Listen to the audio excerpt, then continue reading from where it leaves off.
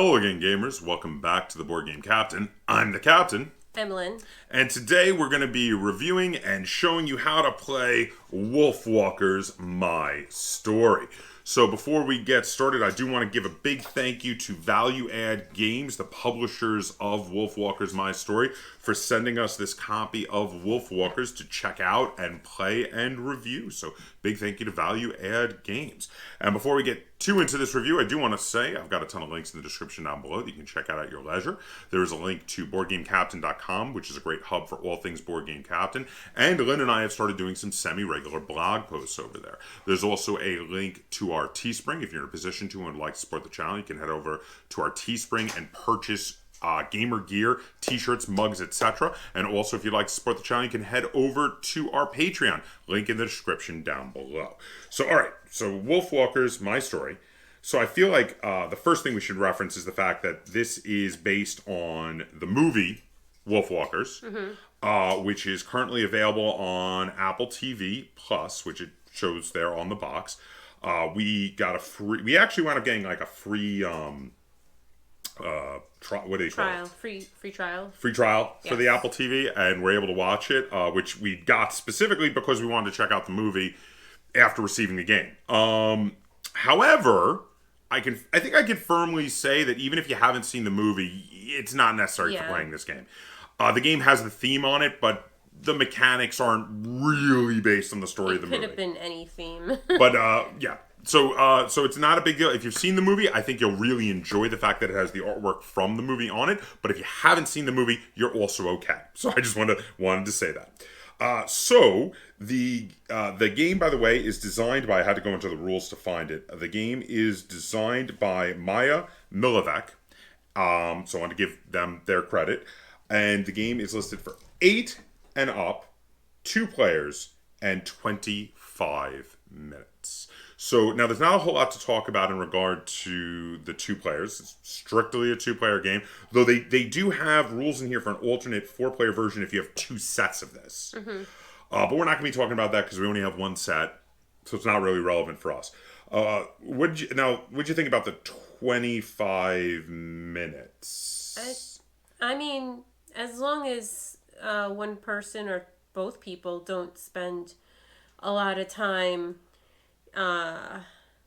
deciding what to do, I think this is a little bit of an underestimate, but not by much. I think this is probably more of like a half hour to 40-minute game, a little bit longer.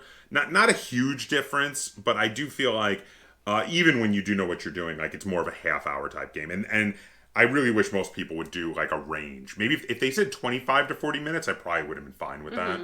But 25 minutes just as a static number feels a little low for me. What about the ages 8 and up? The basic game without the extra card, sure. Yeah, I could not have said it better myself. The basic game is why this is ages 8 and up, because the basic game is very easy to learn, very easy to teach, and very easy to play. The extra cards make it much more advanced, and that adds some extra replayability in it for the adults. So yeah, I'm totally with you on that one. All right, so let's have a quick look at what comes in the box when you buy a copy of WolfWalkers. So the first thing is it's like a rule pamphlet. It folds out. It is one big page, quartered into 4 sections, 2-sided. So I guess you could call it sort of 8 pages, kind of. Tiny pages, yeah. Yeah, tiny pages. It's full color, lots of diagrams. This is a very well done rule book. I had no real questions from this. There's a separate little 2-sided rule pamphlet for the advanced components which come in here. Also very well done. And then really most of what else you have in here is just cards. So you have the story cards, which you're going to be seeing a lot more of these out on the table, so I'm not going to spend too much time on them. But one side has the story on it, and the other side has an objective. And then in addition, again, you're going to see a lot of these out here. There are these cards for using of some of the other cards. There are cheat sheets, which I do like that they have some really great cheat sheets in here. Especially, I'm a big fan of this one that lets you see how many of the symbols are in the deck. Yes. That's a very useful cheat sheet. You have the opportunity cards. That was the kind of card I couldn't think of that use those to show who's used them and who hasn't. There's a whole deck of these with a ton of abilities that you could possibly use. Lots and lots of abilities. And then there are the permanent cards also with lots of abilities that you could use. And there's some advertisements for the movie and some other products based on the movie, like some puzzles and such, which are pretty cool. And that's basically everything that comes in the box. I do want to say the cards are pretty nice. They're kind of like a matte finish, but it feels nice. Nothing super amazing, but a good production, and the artwork is gorgeous. I think the best part of the production is the artwork. And just as a quick note, this is a little side note, because this is like an extra, but they in the insert in the box, they printed inside the box, which is totally unnecessary, but is pretty. So that's it. We're going to head over to the table. We're going to show you how to play the game WolfWalkers. We're going to actually run you through a whole game. And then we're going to come back and we're going to talk about how this game plays and feels. And we're going to rate it and review it. So here we are set up to play a game of WolfWalkers, My Story. Now we are playing with the advanced rules. So to do set up for the advanced rules, the first thing you need to do is shuffle up the deck with the story side of the cards face up. And then you have to deal out the market. Now to deal out the market, you deal 4 cards from the deck, story side face up, and 2 you flip over to the objective sides. Then you have to shuffle up the permanents and deal out 1 random permanent, and shuffle up the opportunity cards and deal 3 random opportunity cards face up, and place the card status cards underneath them that show not used yet, because as each player can only use each of the opportunity cards once, you will change which part of the status card is showing to show which player has used it up until both players have used it. And then no one can use that ability anymore.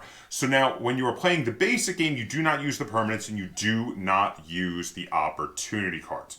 So in addition, we give the 3 cheat sheet cards to each player, which show you how some of the different abilities work, as well as letting you know how many of each symbol shows up within the deck. And that's it. And now we're ready to play. Now, before we start, we're going to run you through real quick what random permanents and what opportunity cards we have dealt up. So I'll tell you the permanent, and Lynn's going to tell you the opportunities. So the permanent we dealt up is Brave Exploration Gameplay. Instead of taking a card from the market, and you'll see that while we're showing you how to play, you can take the bottom card from the deck. You have to place it in your grid, but either side up. Lynn, what opportunity cards did we get? First, we have Change of Plans. You can exchange 1 of your already purchased objective cards with 1 of the objective cards available in the market. That's cool. Next, we have Second Chance. Swap the position of 2 of your already placed cards. We've played with that one before. That one's really useful. And third is Out of Reach. Instead of your normal turn, take the card on top of the deck, place it with the story side up in your grid. Oh, that will be very useful. Okay. All right, so now we are ready to play. So, Lynn, would you like to go first and start us off? Sure.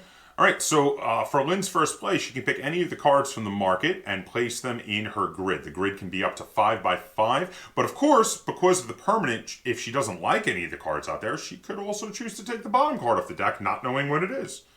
I'm going to take this card. Now, because Lynn took a story card, she has to play it story side up. But wherever she plays it, we don't really know what part of her grid that is. That could be the middle of the grid. That could be one of the corners.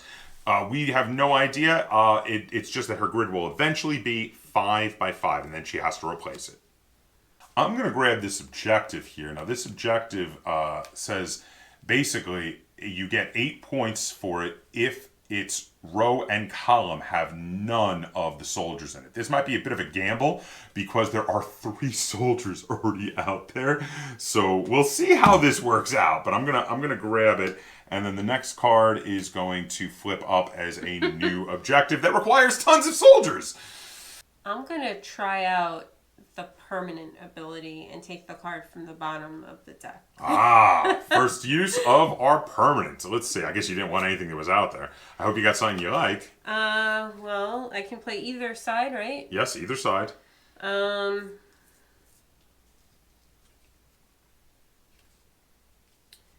Okay, I'm gonna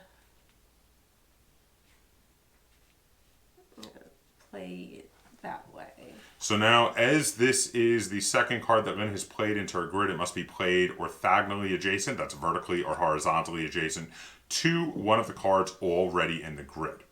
Well, I'm going to take the only card that does not have soldiers on it in the entire market, because I really don't want to have soldiers next to the objective card I've already taken. It's this awesome card with the wolf pack, and I'm going to place it to the right of my objective card here, currently fulfilling its objective for the moment. And then I will replace the space in the market. I am going to use Out of Reach. Oh, what's that one do again? I can take the top card of the deck, but it must be played story side. Because it's got one of the symbols you need for your objective, right? Is that what it is? Okay. So I move this to use by player A. And then I'm going to take this and I'm going to place it right there. Oh. Now we should mention that your objective card you've got over there, that can be mirrored. It doesn't have to be the exact same way. It can be reversed. It can be turned into any direction, because it looks like, and I'm having a sneaking suspicion that you may be mirroring it, but I'm not certain. We'll see how it goes. Okay. I'm again going to grab the only card in the market, story side up, that does not have a guard on it, to again fulfill my current objective, because I want to try to fill that up quickly, and I will replace the card in the market. I'm going to take this one, place it there. Oh, I see. So that is... And then replace. Now, so far, you're not mirroring it. You're actually doing it exact. I'm going to do something weird. I'm going to grab this objective card that is the opposite of the one here, because this one wants you to have no soldiers, and this one wants you to have lots of soldiers, but specifically, this is just soldiers in its row and column. I think I'm going to grab this so that if I have to grab soldiers, I have something else to do with them. And I will place it in this card's row so that it is also kind of helping me to fulfill its requirement. And then I will replace the card in the market, and that'll be it for my turn. I'm going to do the permanent ability again. Oh, I'll go for the bottom of the deck? Yeah. Good luck. Ooh, oh, nice. You got? Didn't you need that? I did. I was gonna say, because your form needs you to have a forest, and that has a forest on it. Yep. So wow, okay. So I'm gonna put that there. So you are only one away from getting the first 7 points for having the first one of that particular pattern appearing in your grid. All you need is one more forest. I'm going to grab this story card here, and I'm going to add it to my grid right there and replace it. And then that's going to be it for me. I'm going to take this one. Oh, that fulfills your pattern, didn't it? Yes. Well done. That's going to be worth a bunch of points for you. I'm going to use that out of reach opportunity card as well. So I'm going to take this out and flip it to the side where it shows that we have both used it now, because I would like to take this top one here and I'm going to place it right here within my grid because it's helping me to make the pattern that I have going over here. I'm going to take this one. Oh man, I wanted that one. Oh, I got 2/3 of one of those made. So do I. I didn't notice. I didn't notice you were going for it too. Okay, I'm gonna put it right there, and then replace it. Oh, that's a nice one. I'm gonna take the last set of guards out there because I need it. I still need one more too, but I'm gonna place that in my grid and I will replace it. I'm going to do the permanent ability again. Boy, you've been using that one a lot. I guess there's not a whole lot out there that you want. Did you get some? Oh, you could use that for your pattern. I'm just going to place it there. Okay. I'm going to use the permanent ability I think this is the first time I've used it, and hope to get... I got it. I got a soldier. Yes. Okay. Which means I've now completed the first of the patterns for my difficult situation card 1 there, because I have mirrored it, so it's reversed here, but I have the wolf in the middle, soldiers on either right and left side, and one above to mirror it versus, say, below like it's shown on the card. I'm going to use the permanent again as well. Oh boy. Not good? I'm looking for a castle. Your princess is in another castle. Put it right there. Okay. I'm going to take this story card and place it over here in my form and then replace it in the market. And that's going to be it for my turn. I'm going to do the permanent. You do the permanent ability? Mm-hmm. What? Not something you wanted? No. Check the other side, don't forget. No, that's true. And also don't forget that you can always swap it for one of the ones in the market. That ability is still available. Yeah, let's do that. Oh yeah, that's not bad for you at all. No. You've already got 3 of those, don't you? Yeah, in its sights, yeah. I'm going to take this objective over here, and I'm going to place it right here in my form, and then place a new card. Now this is an interesting one. A new card out in the formation. This objective says you have to have more wolves and paw prints than you have of the those little like townsfolk and guards. That is not good for me because I am full of guards.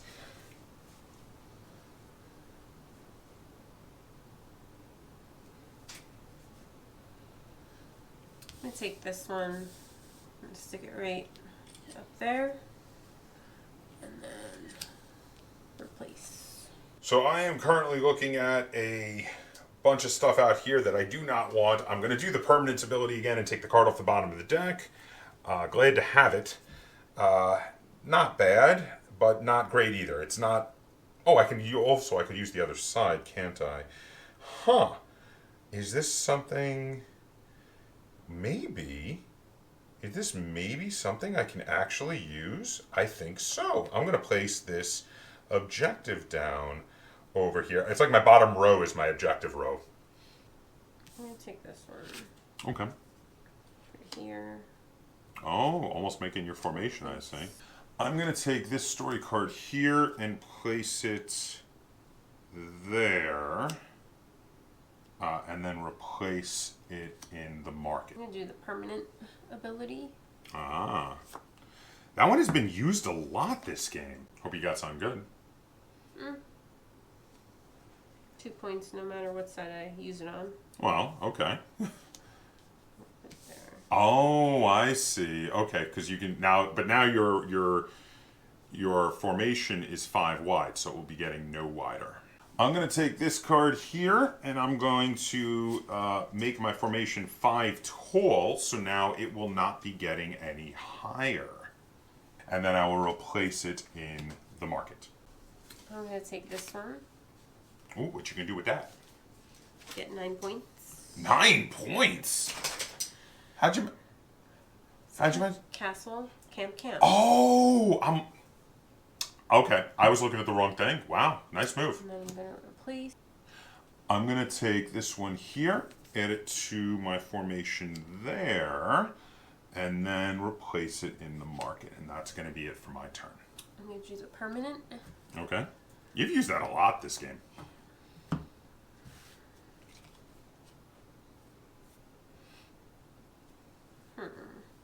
No.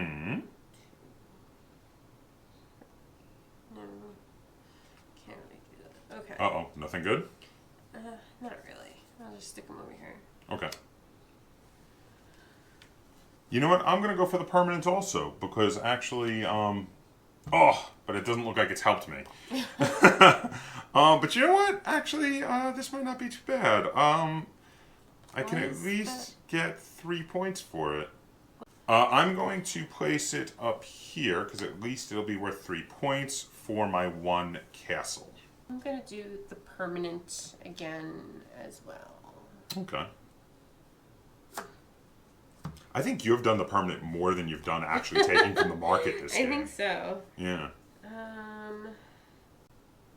I'll go like that.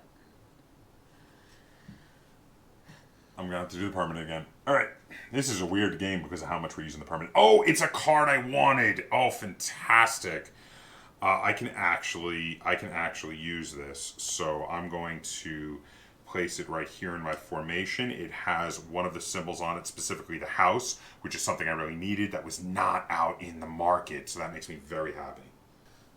I'm going to go with this one. Oh, that's got a lot of symbols on it. there and replace it. I'm going to go for that newly added to the market card because it's quite useful for me. And I'm going to place it over here because that's going to get me 3 more points at the end of this game. I'm going to do the permanent. You love doing that permanent. There.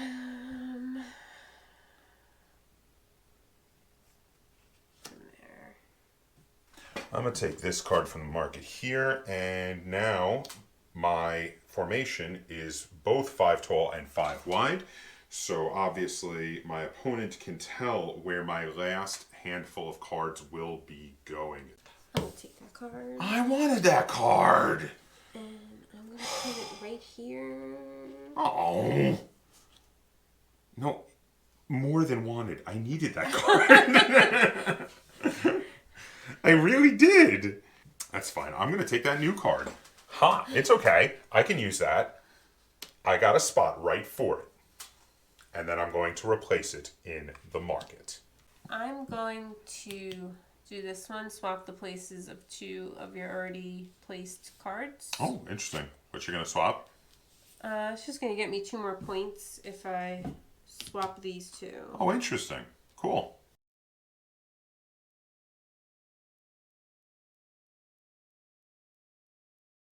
And of course that doesn't count as your turn, so you can still do your normal action. Yes. I'm going to take this one. Mm-hmm.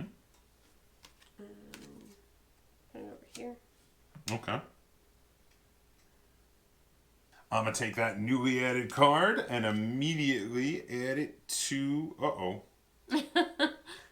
I may have to wind up doing a swap at some point, but we'll see how that goes. But yeah, I was going to say this gets me points in one way, but actually blocks something I was doing in a different way, believe it or not.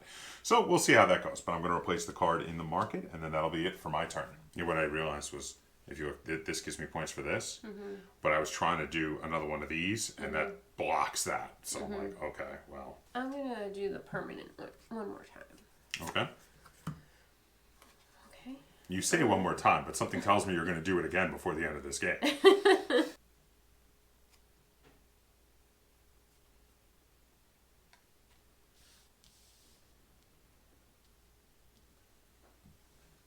I'm going to do the permanent also because since you did the permanent, I needed to. But now I have to figure out, well, what is this going to do for me? Oh. I think I'm just going to place this one up here. Not really helping me achieve anything, but I needed to do something with it. I'm going to take this one. Interesting. I'm very angry at you for doing that.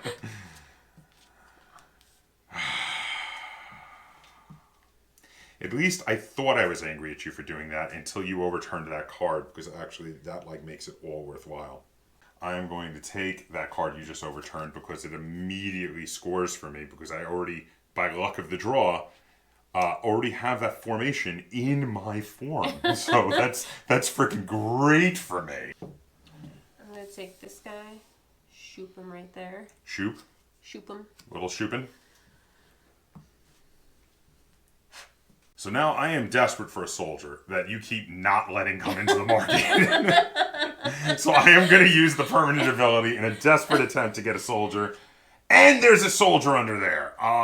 Yes. Oh my goodness. It worked. I will get some more points thanks to that soldier. And I know exactly where it is going. I'm going to take this one. Okay. Stick it right there.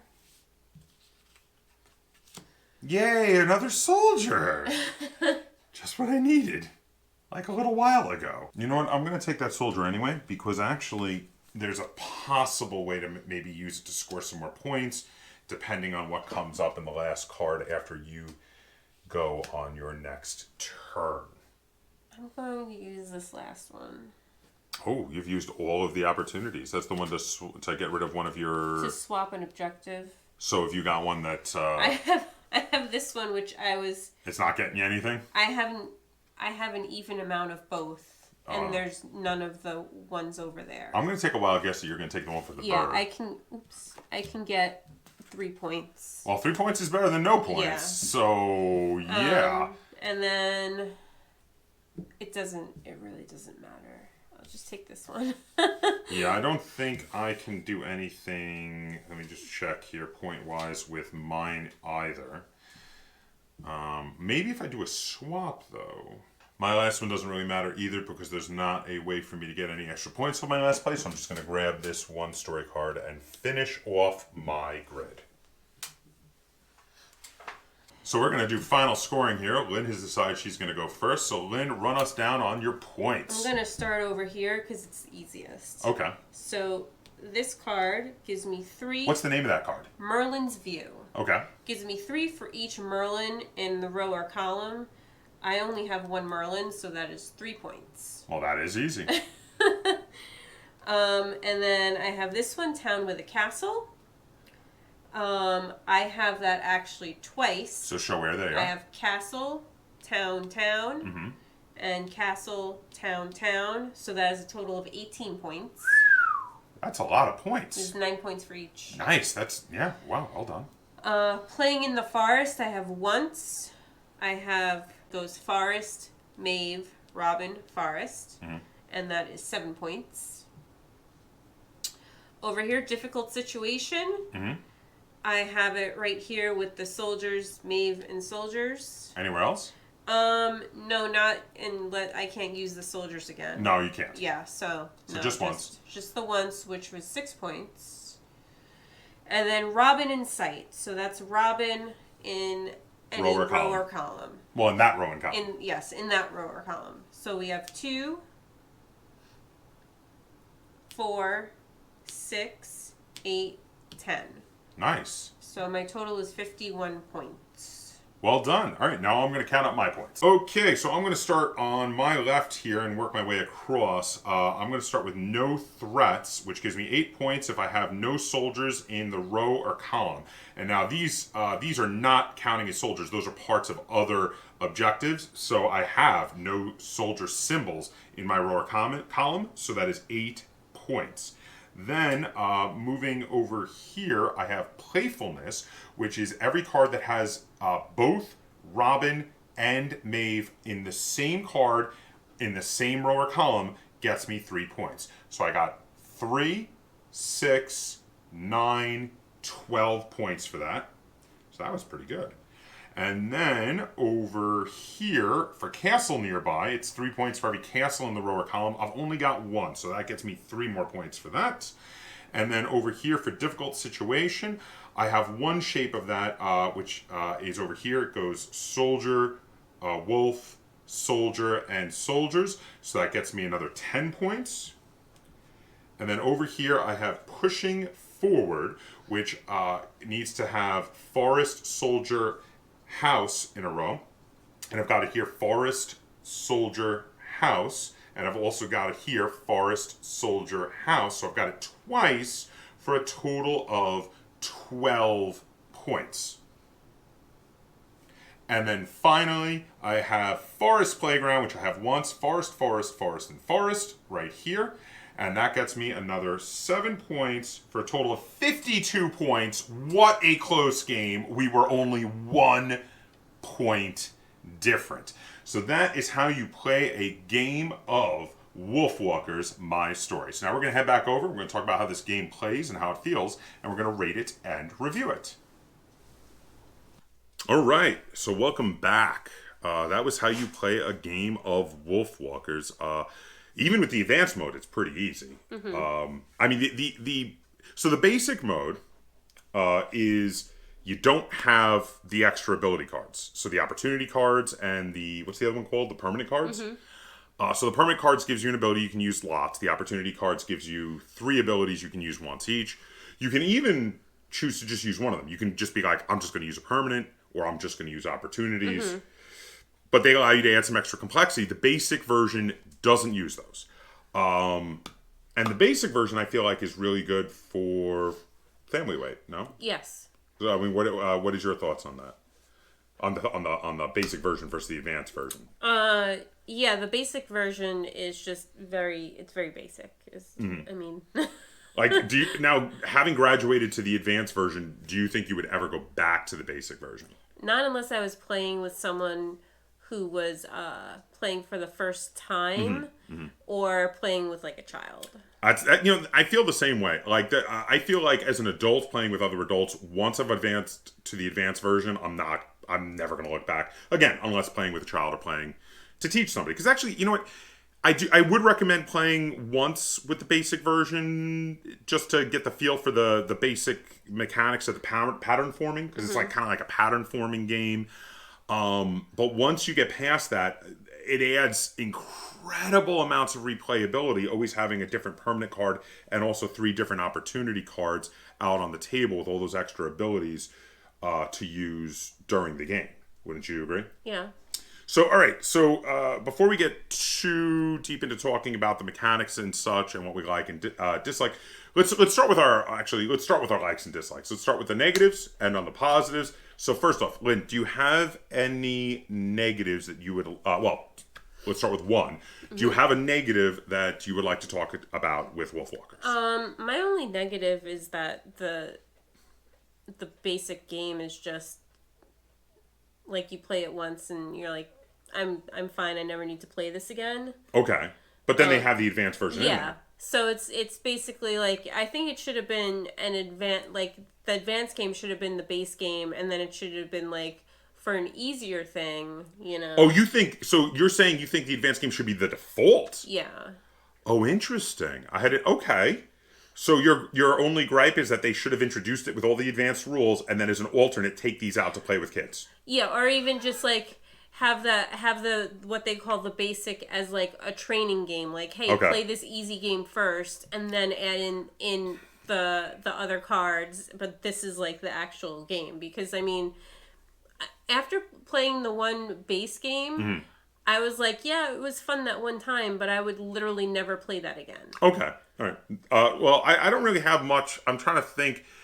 I don't really have any gripes really that stick out to me with this. There's no issues with the rules.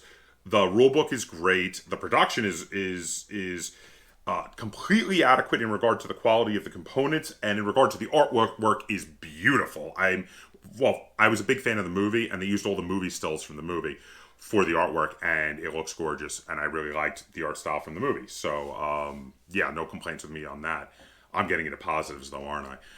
You know what? Since I didn't have a negative, that's my positive right there. Is how I really like the art style of the movie, and I like that they used it. So let me go back to you. What's a big positive for you? I like that it is basically a one-player game that you happen to be playing alongside someone else who may or may not affect the cards available. Yeah. Well, there is some taking of cards that the other person wants. It happened a bunch during our game where you kept taking cards I wanted, and I'm like, I needed that card. Yeah, but other than that, you're right. There's not a huge amount of player interaction generally.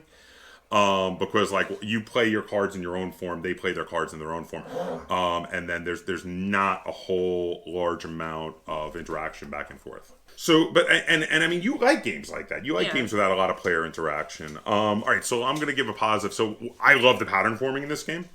I love how you get the objective cards. The objectives give you a pattern, either a shape or like, you know, saying things in this row or column, or sometimes anywhere in your grid, and then you have to try to get these things to appear according to the pattern.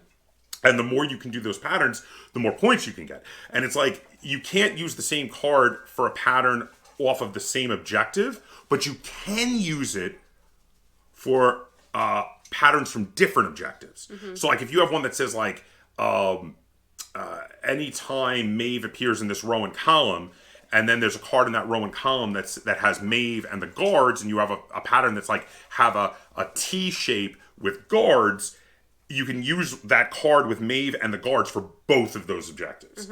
And that's really, really awesome. I like the way those cards work. I like the way the building of the grid works. I like, I like the pattern forming this a lot.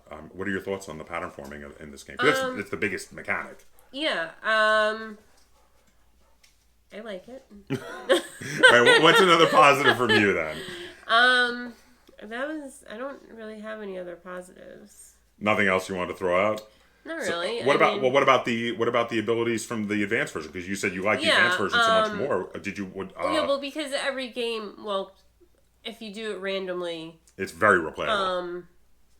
Every game may be different because you could get there are multiples of some of those cards in there. Yeah, but that also actually increases the variability because then you can get there's no multiples in the permanents. No. And there's a lot of permanent cards.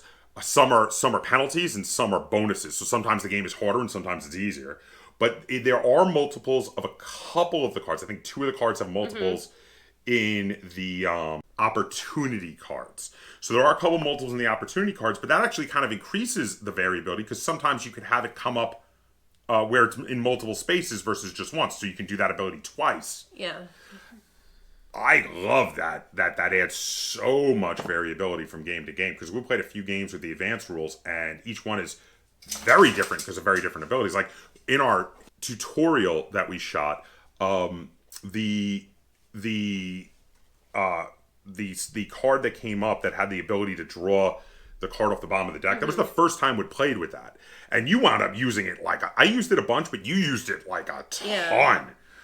And that was actually a really good card because if there was nothing in the market that you really wanted, you could use it to get something and then you could choose to either make it a story card or an objective card. And that was, so even though you didn't know what you were getting, you still had 2 options. And it actually worked really well, though it didn't get used much for it. I think you used it once. It worked well with that ability that we had out on one of the opportunity cards where you could trade one of the objectives for another one from the market. So if you had gotten an objective you didn't really want, you could swap it and get rid of it.